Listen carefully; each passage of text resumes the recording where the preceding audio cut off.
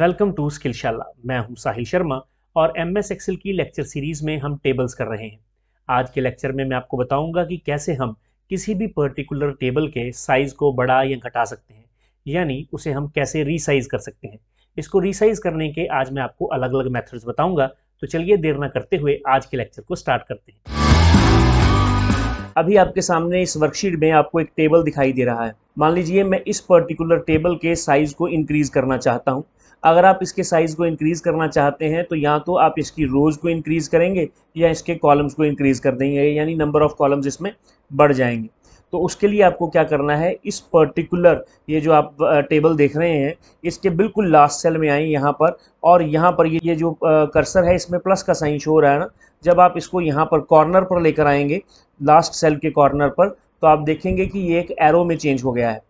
अब अगर आप माउस के लेफ्ट बटन को क्लिक करके इसको नीचे की तरफ ड्रैग करेंगे तो आप देखेंगे कि इसने नीचे की रोज को सिलेक्ट करना शुरू कर दिया है।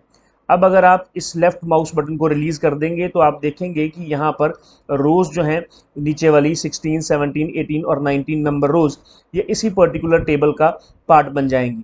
अब मैं यहाँ पर माउस को रिलीज करता हूँ, माउस बटन को जैसे ही मैं रिलीज करूँगा तो आप देखेंगे कि रो नंबर 16, 17, 18 और 19 इस पर्टिकुलर टेबल का पार्ट बन चुकी है। और ये जो फॉर्मेटिंग यहाँ पर की गई है, ये फॉर्मेटिंग आपको इन रोज में भी दिखाई दे रही है। लेकिन ये जो फॉर्मेटिंग यहाँ पर 15 नंबर रो तक हुई है, ये फॉर्मेटिंग ही सिर्फ नीचे कॉपी नहीं हुई, नीचे यहाँ पर फार्मूलाज भी कॉपी होकर आ गए हैं। इस पर्टिकुलर कॉलम में ये फार्मूला लगे हुए थे और ये फार्मूला अब यहाँ पर भी है। या अगर मैं यहाँ पर 7 एंटर कर दूँ और यहाँ पर 600 एंटर करूँ या कोई भी नंबर एंटर करूँ तो आप देखेंगे यहाँ पर रिजल्ट आ रहा है, क्योंकि यहाँ पर फार्मूला भी कॉपी हुआ है। तो इसी तरह से अगर आप कभी भी साइज़ को इंक्रीज़ करते हैं, जैसे मैंने रो वाइज इंक्रीज़ किया है, तो अगर फॉर्मेटिंग है वो तो साथ में आएगी ही आएगी, साथ में जो इसके फार्मूलाज हैं या कोई डाटा वैलिडेशन लगी हुई है तो वो भी कॉपी होकर नीचे की तरफ पेस्ट होगी। आप चाहें तो इसको रो वाइज करने की बजाय इसको यहाँ पर आएँ और इसको आप कॉलम वाइज भी इंक्रीज़ कर सकते हैं। जैसे मैंने यहाँ पर 4 कॉलम्स को इंक्रीज़ कर दिया है। जब आप कॉलम को इंक्रीज़ करेंगे तो आप देखेंगे कि ये अपनी मर्ज़ी से यहाँ पर ये देखिए हेडर रो में हेडिंग्स एंटर करता जा रहा है, कॉलम की हेडिंग्स, जैसे कॉलम 1, कॉलम 2, कॉलम 3।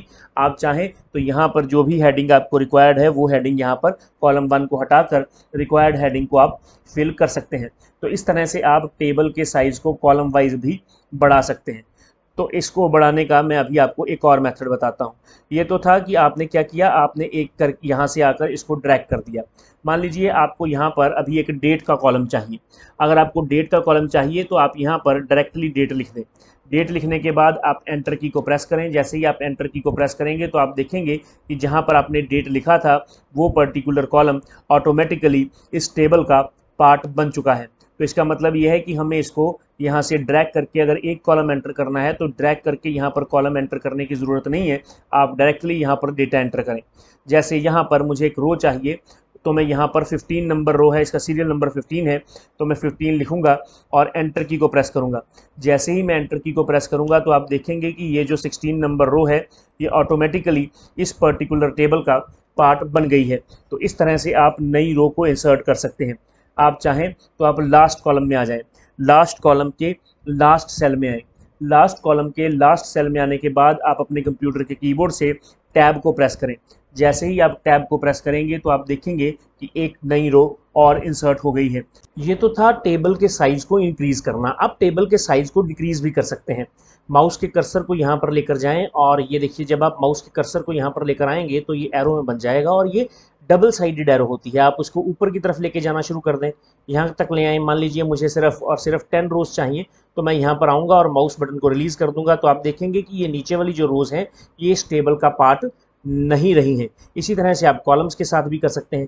ये देखिए मैं इस तरफ ड्रैग करता जा रहा हूँ और ये देखिए ये अब कॉलम्स टेबल का पार्ट नहीं रहे हैं। इस तरह से आप साइज़ को इंक्रीज़ या डिक्रीज़ कर सकते हैं। इसको रिसाइज करने का एक और मेथड है, आप यहाँ पर डिज़ाइन टैब में चले जाएँ। डिज़ाइन टैब में जाने पर यहाँ पर आपको रीसाइज टेबल की ये ऑप्शन मिलेगी जो कि प्रॉपर्टीज़ ग्रुप में है। आप यहाँ पर क्लिक कर दें। जैसे ही आप यहाँ पर क्लिक करेंगे तो ये आपको इस बॉक्स के पास ले जाएगा। यहाँ पर लिखा है रीसाइज टेबल। आप चाहें तो आप यहाँ से इसको दोबारा से सिलेक्ट कर लें। ये देखिए मैंने इसको दोबारा से सिलेक्ट कर लिया। सिलेक्ट करने के बाद ओके पर क्लिक करेंगे, देखिए 3 रोज़ इंक्रीज़ हो चुके हैं। इसी तरह से ये आपको असल में दोबारा से रेंज को सिलेक्ट करने का मौका देता है। आप यहाँ पर आएँ और रीसाइज टेबल पर दोबारा से क्लिक कर दें। अब आप चाहें तो आप टेबल को इस साइड पर भी इंक्रीज़ कर सकते हैं, जैसे मैंने रेंज को इस साइड तक इंक्रीज़ कर लिया। मैंने यहाँ पर रोज़ भी इंक्रीज़ कर ली। अब यहाँ पर मैं माउस के बटन को रिलीज़ करूँगा, ओके पर क्लिक करूँगा तो आप देखेंगे कि आपके टेबल का साइज़ इंक्रीज़ हो चुका है। आप सिर्फ टेबल के साइज़ को इंक्रीज़ थोड़ी कर सकते हैं, आप टेबल के साइज़ को डिक्रीज़ भी कर सकते हैं। यहाँ पर रीसाइज़ है ना, तो रीसाइज़ का मतलब है इंक्रीज़ और डिक्रीज़ दोनों। तो आप क्या करें, अब आपने यहाँ पर इसको सिलेक्ट करना स्टार्ट करना है और आपने यहाँ तक इसको रोक देना है।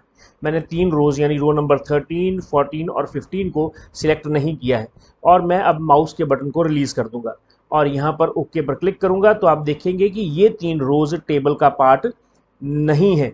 इस तरह से आप किसी भी पर्टिकुलर टेबल को इंक्रीज़ या डिक्रीज़ कर सकते हैं। तो इस लेक्चर में आपने सीखा कि हम टेबल के साइज़ को कैसे इंक्रीज़ या डिक्रीज़ कर सकते हैं, यानी उसे रीसाइज़ कर सकते हैं। अगर ये लेक्चर आपको अच्छा लगा है तो इसको आप लाइक करें, कमेंट करें, शेयर करें, चैनल को सब्सक्राइब करें, बेल आइकन के बटन को प्रेस करें। आज के लेक्चर में इतना ही, नेक्स्ट लेक्चर में मिलेंगे। Thank you very much.